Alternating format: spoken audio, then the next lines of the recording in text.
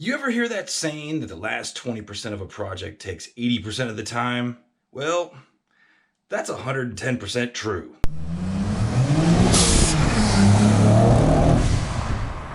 Good morning, everybody. I am wasting no time jumping right into it. Kind of early in the morning, early enough to where I think people are still sleeping. We can control the noise a little bit and kind of get some stuff done. I've been looking forward today to showing you everything I've been doing on the interior. It is 100, well, it's not 100% back together. It's supposed to be. You know that saying, when you pull a string, you could potentially unravel the sweater or something like that? Yeah, that started to happen. But before we talk about the string, I want to show you guys what I have gotten done. Oh, baby. The whole interior is back together, man. And with the new gauges installed, it looks freaking super fly, super dope. I actually took the time to create a custom wiring harness for the gauges using some pigtails from our old set of taillights. There was some connectors left over from those because the connectors were different between this series and that series. So I actually made a custom wiring harness for these. Everything's good. These are all ran to the sensors in the engine bay, which we'll check out in a little bit. Brand new gauge cluster, well, brand new to us. This one came from Japan, somewhere around like 34,000 kilometers on it. So super low kilometers. This is now moved down. Obviously, we've talked about this before. The interior is looking super sweet. Let me talk about the string I pulled, because if you see up kind of behind me, yeah. Oh yeah. So we'll start with a little bit of story time. The very first time I took this car apart and was cleaning it, there was this blue wire that was hanging down in this area here. I had pulled it partially out. The other day, I really didn't have much to do, waiting on parts and just not generally motivated to do anything huge or groundbreaking. So I decided, you know what, it's time to pull this blue wire out. So I traced the blue wire, came all the way back, going into this light right here. To get to this, I had to take the ceiling panel off because I couldn't just bend it down here. So then I took these clips out here, and that required these things to come out here. That came off, and then I found something I wasn't aware of. The sunroof rails come all the way back into the back of the car, and there are extra drains here. Now, if you remember, a long time ago, I snaked the drains that were up in the front. It's now been a year and a half that I've owned this car, and I still have a terrible musty odor inside the car. I have treated this carpet, I've shampooed it, I've disinfected it, I've taken everything out, I've wiped every panel, I've cleaned everything, and I still continue to have this musty smell. Once upon a time, I snaked those drains thinking that they weren't draining correctly because I was getting some water in the front headliner, and we'll talk about why that's happening, because that's why the front headliner's off. I didn't know that these drains were here, so I was like, you know what, let me take these drains off. So I just popped them off like that, started snaking them. I started blowing air into them, first with a compressed air can, then with my mouth. This one was fine. I was able to hear the air coming outside of the car. I poured water down this drain. It was coming out on the side of the car where it's supposed to come. This one, however, when I was blowing into that tube, it sounded like a straw in a cup of water, like a bong. It sounded bubbly, and that's not how a drain should be sounding. It should not be sounding bubbly. So I tried to investigate. There's no way to access it through here because this is where the Ateza system is. Can't really get to that, so I had to remove all this carpet, and then I had to remove that, and then I had to disconnect that. Didn't have to drain it. I was able to kind of just move it around, and sure enough, the whole back of this freaking car is full of water, like deep full of water. Found the drain plug underneath, pulled the drain plug, and tons of freaking water came out, guys. Tons of sediment. That water had been in there for a long time. This drain hose somehow got pushed back in from the outside of the car and was just resting inside, and it's been draining in there, my guess is, for a very, very long time. Who knows how long this thing's actually been draining into the car, but it is super disgusting. And already this thing has begun to smell better without that water in there. So extremely happy about all of that. But let's talk about why I removed the rest of the headliner. So after discovering those issues and just thinking more and more about all the things, and I figured, you know what, why not? One of the biggest problems I've been having is water dripping in this area and that area over there. Let me take this headliner out and let me see what's happening. Look what I found. Oh my God, dude. Complete and total. Oops. It's just crumbling apart, and this side is the same, not as bad, but man, I don't know how something like that happens. man, that really sucks. In the meantime, back to taping off the sunroof again. I have found places where I can source a whole new, brand new sunroof frame, about $1,000+ plus the shipping from Japan. I'm on the fence, man. I've already looked into some local fabricators. I've already put out some wanted ads on some forums, but if any of you guys watching this are partying out of Stadia and you have a good sunroof frame, please, for the love of little baby Jesus in a tuxedo, let me know. I'm looking for a solution.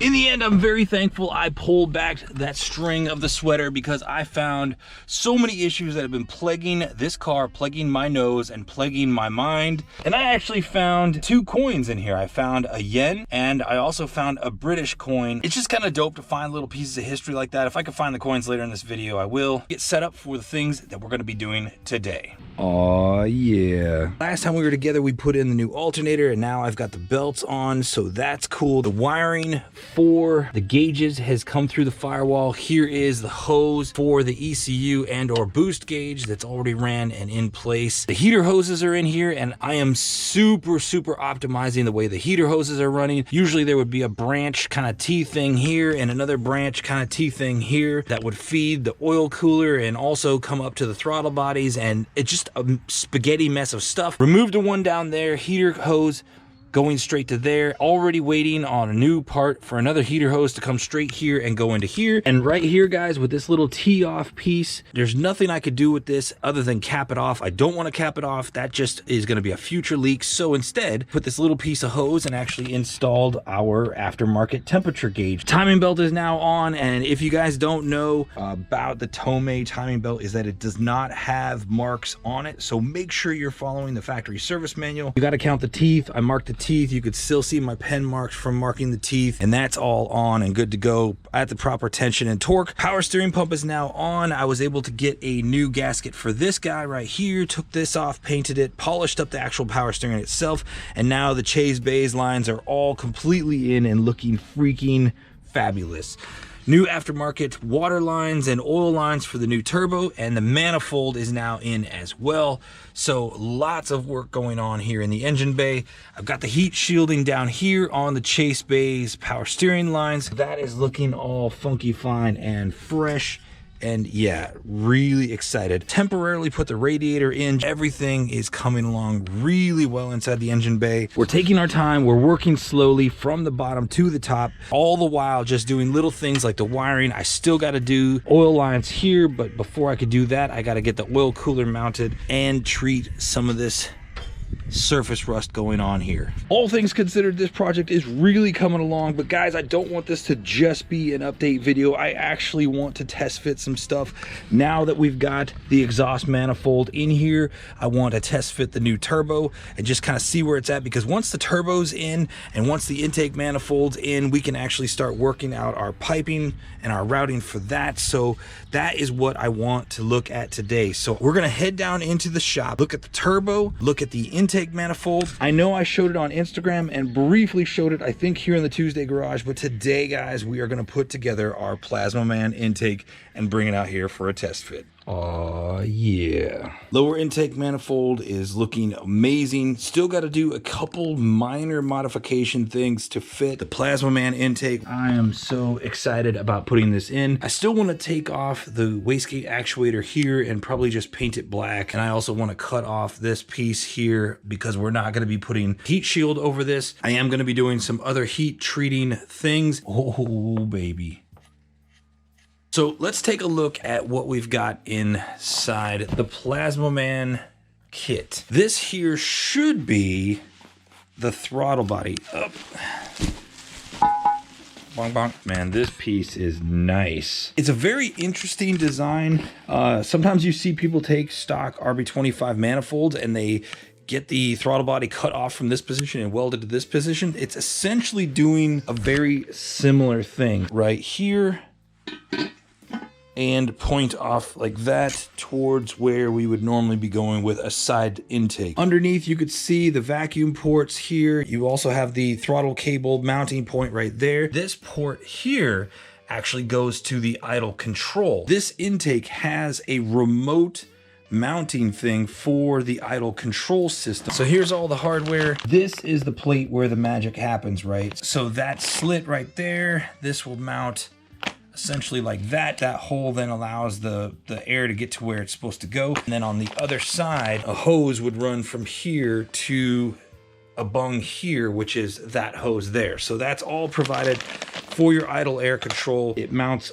underneath, I think, to like this point right here on the intake, and then goes downward. So it's kind of like out of the sight, out of view, and you don't really see it from the top. Super clean install, and you retain all the functionality of your idle control system, which in my book is super bueno. All right, next we have the throttle body. You can use your stock throttle body. You can get an adapter plate to use the stock RB25 throttle body. I decided to go with a billet throttle body. This dude, whoo, that looks freaking nice. Is already O-ringed.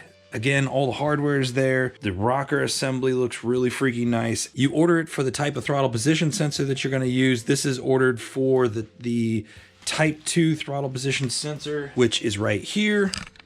On a Series 2 RB25, it has these two plugs here. Yeah, the pin inside there will engage the little valve thing here, and yeah, that's how all the magic happens. What I'm gonna do, put the throttle body here just loosely, so when we do the test fit, we can kind of really just get feeling for all the things. So yeah, let me go ahead and marry those up together. Okay, already finding interesting problem number one. The throttle body is now on, but you can see it is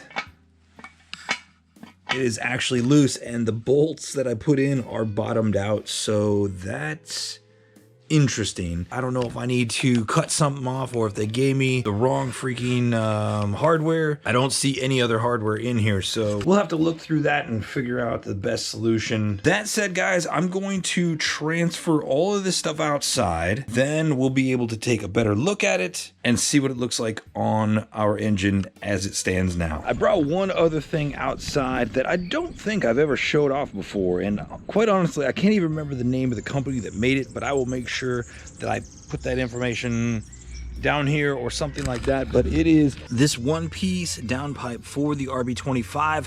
Normally it's just an elbow here and then stock exhaust piece all the way down to here, then the catalytic converter here. I also got a high flow catalytic converter from them, 6-bolt flange like it's supposed to be for the stock turbo. This is a pretty dope piece. But yeah, we've got all of our pieces and parts out here now. We just got to fit them on the engine, which should be easy enough. A little tedious to try and do with one hand. As I fit a piece on, I'll come back and fill you in, and we'll just kind of look at the way it transforms. The full turbo side is mocked up. None of the lines are connected, obviously, but yeah, it's in, and that dump pipe is in. Fitment is really good. It was easy just to place from the top, just able to like kind of wind it down and turn it and hook it right up. Temporarily bolted in place to kind of get an idea. But yeah, overall, super excited about this. I have plans for some wrap and a blanket. Also just wrapping this pipe at least a little of the ways down. All right, let's get the intake side done. And just like that, man, oh my gosh, the intake side is in as well. The cable fitment is really good. It winds around itself really well. Just so you guys know, this is for an R33. When I, went into the shopping cart, that's what I'm buying for a late model R33. Everything fits really well. That if you are a manual transmission, you have plenty of fitment back here. Also, if you're an automatic transmission, no problem getting your dipstick. This intake actually allows you to convert to top mount fuel injectors if you want to. Tons and tons of room if that's gonna be a thing, which, guys, it'll eventually be a thing. I talked earlier about the coolant modifications I did with the heater hoses. Here's a couple other things that I did or am doing.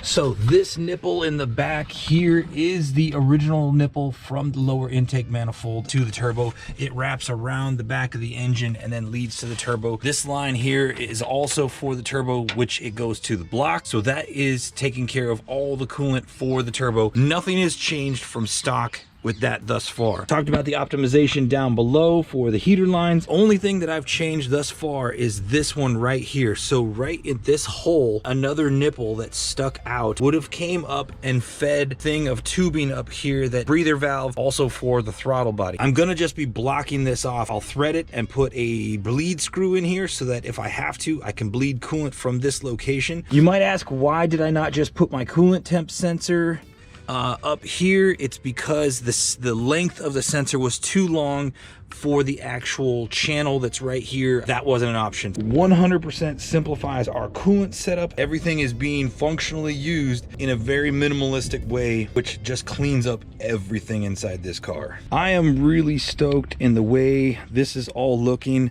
I'm not gonna lie, it does feel lopsided, but I'm okay with that because eventually, maybe, honestly, I don't know, but I mean, all this car needs right now is a top mount turbo on this side, and then like there will be this super balance of the force right here. Once I get the new valve covers in, guys, it's gonna make this, it's gonna bring it all together. It's gonna look freaking amazing. I'm going to be polishing this piece here, and then all the tubing will be polished as well as the polish coming out of here. Now, once this stuff is mocked in place, we can start working on our piping to our intercooler. Again, we're gonna have those bling blingy bits on both sides to include the color that's right here. At the beginning of this video, I talked about the last 20% taking 80% of the time. I am at the speed and tyranny of mail. It's not like any good fabricator just hops in their car and runs to the local Lowe's or Home Depot for the things that they need. I just can't do that. And auto parts stores over here in Germany, they're not like the United States. There's nothing like an AutoZone or an O'Reilly's or something where you can just walk in and shop around and just